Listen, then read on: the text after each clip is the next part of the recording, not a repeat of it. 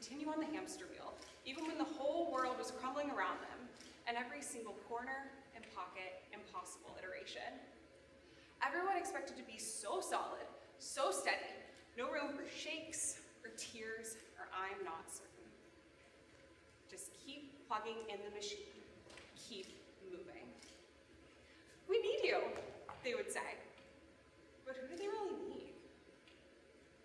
Why?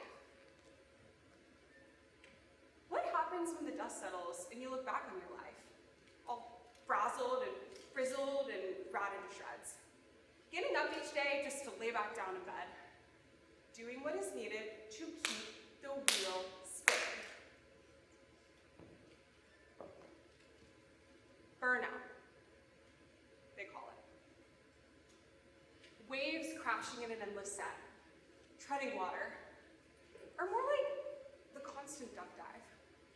Just swim out, just over this wave. It's smooth, clear water, they say, I promise. Well, what happens when we get there? When our heads come up after that final, violent crash of sea? We see horizon for maybe a second, and then voila, an impressive force of liquid like a curtain rises up. Dark blue, velvety, nothing, or is it everything?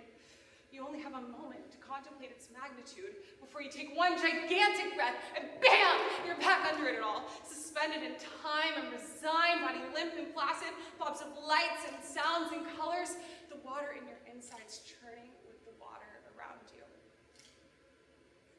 Oneness in the underneath.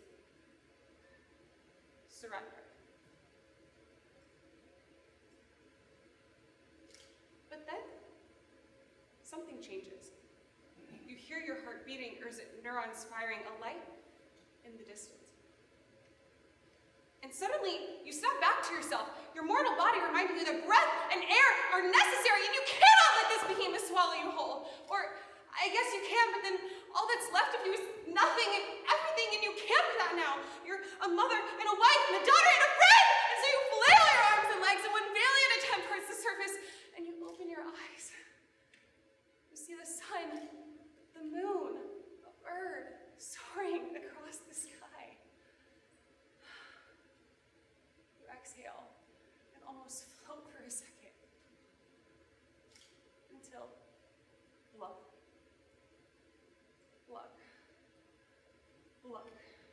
That churning, yearning mountain of water comes back into view. Inhale deeply, you think, or surely this one will be the last.